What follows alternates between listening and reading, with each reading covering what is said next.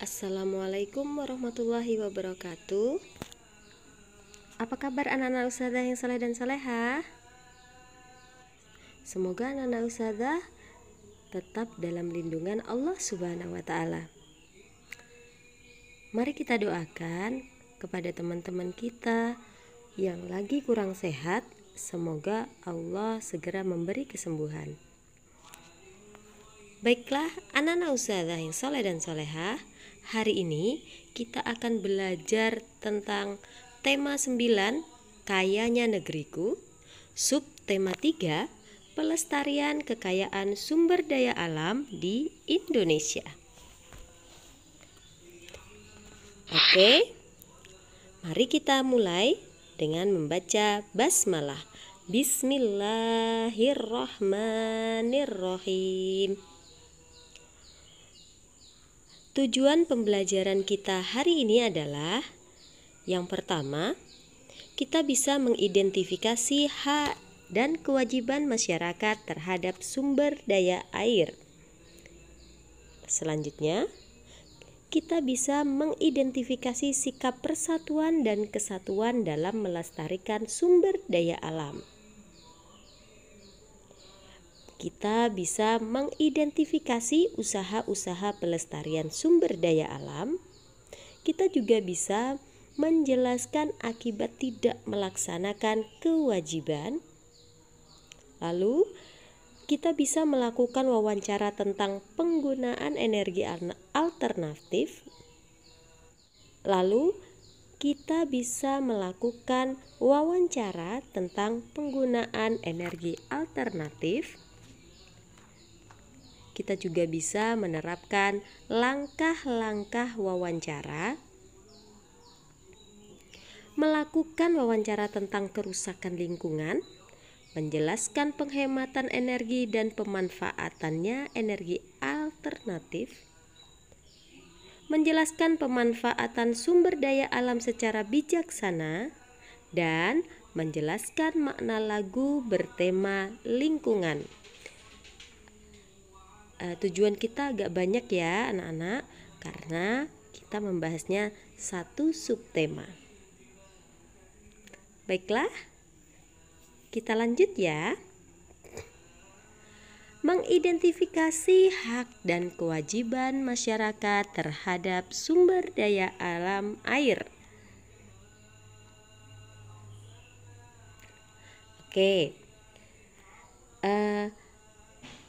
Hak masyarakat dalam pemanfaatan air, misalnya mandi. Selanjutnya, hak apa lagi? Menggunakan air untuk minum, untuk keperluan kita sehari-hari. Itu hak masyarakat ya. Selanjutnya, kewajibannya adalah sebagai berikut. Nah, yang pertama, kewajiban masyarakat atau kita sebagai masyarakat mematikan keran di saat tidak digunakan, menanam pohon di perkarangan rumah, tidak membuang sampah ke selokan, dan mandi atau mencuci pakaian dengan air yang cukup, serta tidak menebang pohon yang dapat mengganggu kelestarian air. Jadi kita di rumah diwajibkan untuk menanam pohon agar menjaga kelestarian air. Baiklah anak-anak. Selanjutnya, mengidentifikasi sikap persatuan dan kesatuan dalam melestarikan sumber daya alam. Oke, upaya pelestarian kekayaan sumber daya alam bukanlah milik satu orang saja. Misalnya, sikap persatuan dan kesatuan melestarikan sumber daya alam. Yang pertama, kerja bakti membersihkan selokan yang penuh dengan sampah. Nah, ini gotong royong ya di masyarakat. Bergotong royong membersihkan sungai dari sampah. Ini juga dilakukan bergotong royong dan tidak kewajiban satu orang saja. Lalu bergotong royong membangun sarana kebersihan dan menanam bibit pohon di sekitar taman. Jika lingkungan kita terdapat taman, itu adalah tanggung jawab masyarakat sekitar, bukan tanggung jawab satu orang saja, misalnya Pak RT. Seperti itu ya. Jadi kita semua bertanggung jawab untuk melestarikannya. Kita lanjut ya, Nak. Mengidentifikasi usaha-usaha pelestarian sumber daya alam. Ayo, ada yang tahu gambar-gambar berikut?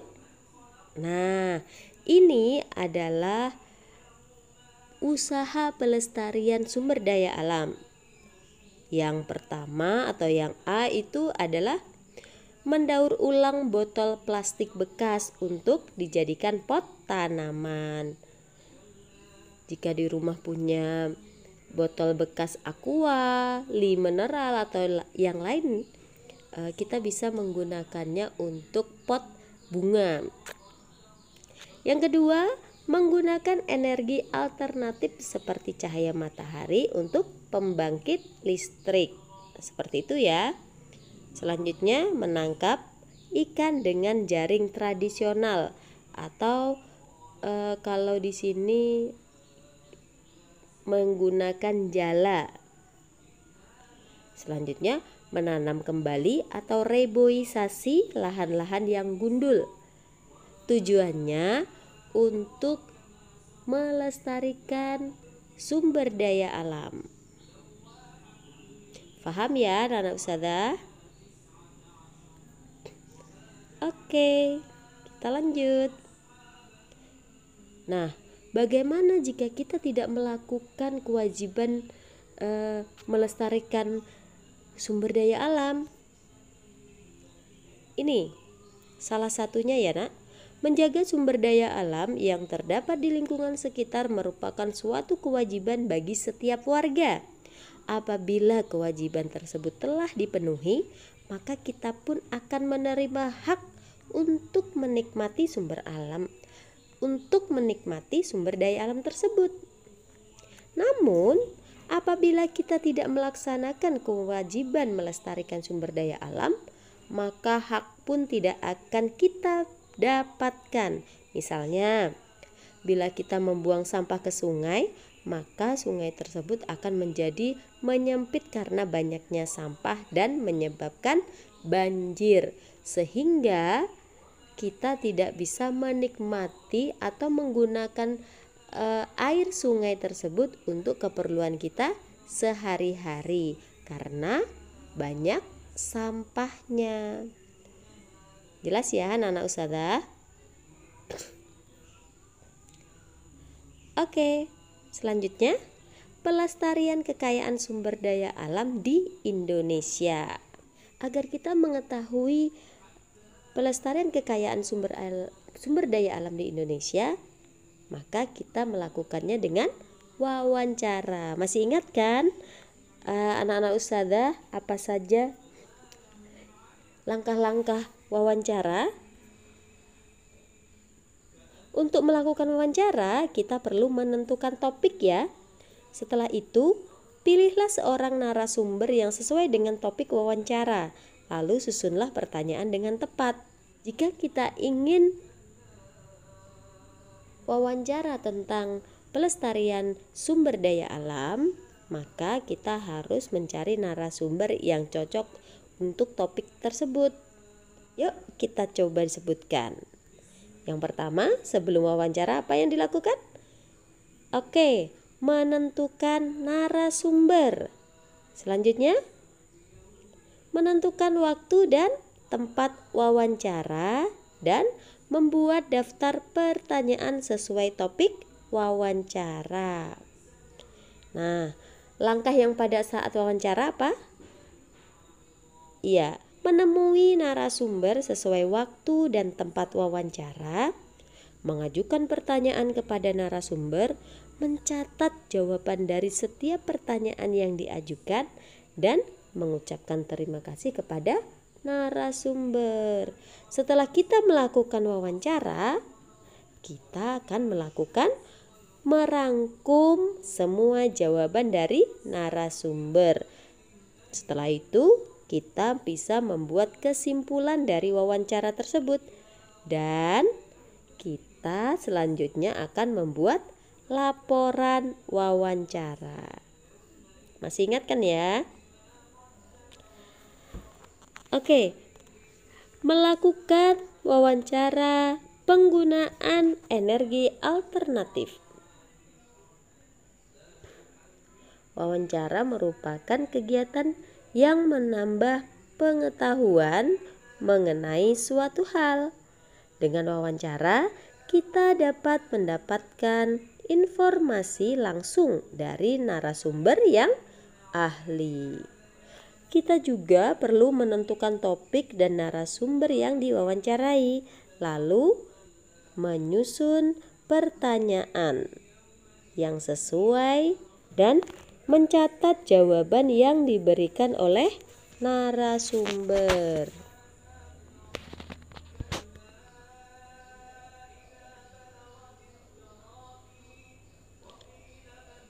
Sekarang, penerapan wawancara.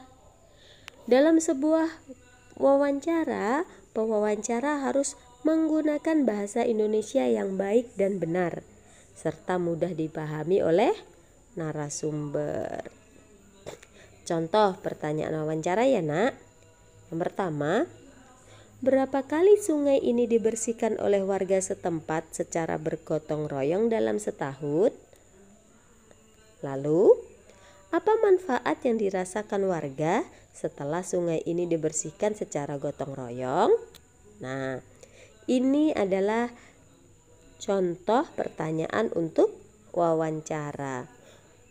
Ustazah yakin anak-anak ustazah bisa lebih bagus lagi dari contoh ini ya.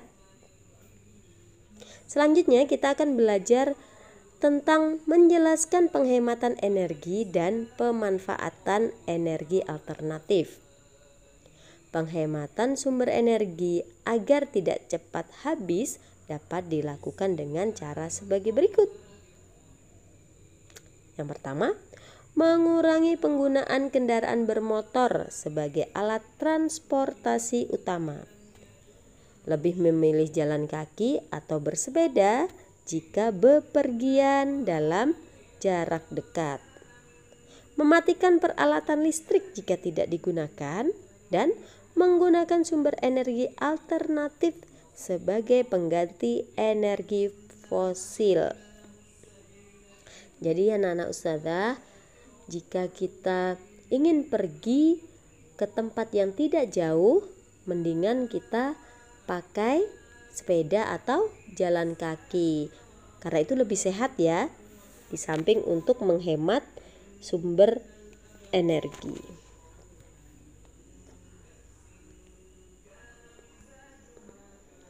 Energi alternatif digunakan untuk mengganti sumber energi yang akan habis.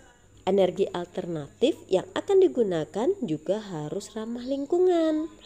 Contoh pemanfaat sumber energi alternatif adalah pengolahan kotoran ternak sapi menjadi biogas. Biogas adalah pengganti LPG sebagai bahan bakar pada kompor. Kalau di sini kita belum ada ya nak ya. Oke, kita lanjut. Menjelaskan pemanfaatan energi alternatif. Salah satu upaya menghemat penggunaan sumber energi adalah menggantinya dengan sumber energi alternatif. Sumber energi alternatif merupakan sumber energi yang tersedia di alam dalam jumlah yang melimpah dan tidak akan habis walau digunakan secara terus-menerus.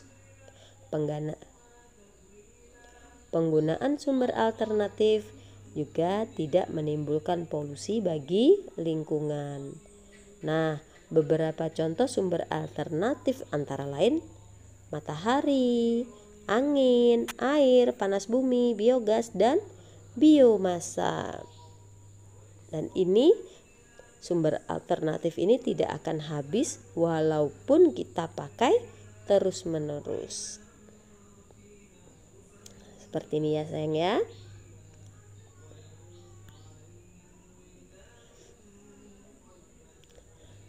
Oke, menjelaskan pemanfaatan sumber daya alam secara bijaksana. Berikut contoh pemanfaatan sumber daya alam secara bijaksana. Yang pertama, menggunakan sumber daya alam sesuai kebutuhan saja. 2. Tidak mengubah lahan hutan menjadi perumahan. 3. Menerapkan sistem tebang pilih tanaman. Melakukan reboisasi pada lahan yang gundul dan memperbaiki lahan bekas tambang. Jadi kalau misalnya mau menebang pohon, kita pilihin pohon yang sudah siap ditebang di antara pohon yang besar. Jadi kalau yang kecil-kecil ditinggalkan supaya ada penerus pohon tersebut. Seperti itu ya nak. Anak-anak ustazah pasti sudah paham semuanya ya. Sekarang kita akan belajar menjelaskan makna lagu bertemakan lingkungan. Setiap lagu itu mengandung pesan loh yang ditunjukkan kepada orang lain. Lagu tersebut diisi oleh kata dan kalimat yang sesuai dengan pesan yang disampaikan. Umumnya, lagu bertemakan lingkungan dan alam bermakna ungkapan rasa syukur atas kehadirat, atas karunia Tuhan Yang Maha Esa. Ajakan untuk berbuat kebaikan kepada alam dan peran alam bagi manusia. Contohnya lagu apa? Ya, Lihat Kebunku.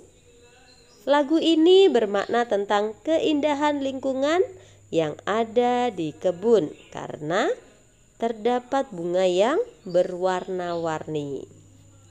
Pasti anak-anak ustazah sudah hafal semua kan lagu Lihat Kebunku? Demikian tadi kita telah belajar tentang sumber daya alam ya nak. Allah juga berfirman dalam surah Al-A'raf ayat 56 yang mengatakan, dan janganlah kamu berbuat kerusakan di bumi setelah diciptakannya dengan baik. Berdoalah kepadanya dengan rasa takut dan penuh harap. Sesungguhnya rahmat Allah sangat dekat kepada orang-orang yang berbuat kebaikan. Oke anak-anak ustazah, dari surah ini mengatakan bahwa kita sebagai manusia wajib menjaga dan melestarikan sumber daya alam yang ada di sekitar kita. Jadi kita harus berbuat baik tidak hanya kepada manusia, tetapi kepada sumber daya alam, kepada alam kita juga harus berbuat baik agar sumber daya alam bisa lestari. Baiklah anak-anak, itu dulu yang ustazah sampaikan. Semoga anak-anak ustazah bisa memahami dan semoga anak-anak ustazah bisa menerapkan apa yang sudah dipelajari. Mari kita akhiri dengan baca hamdalah. Alhamdulillahirabbil alamin.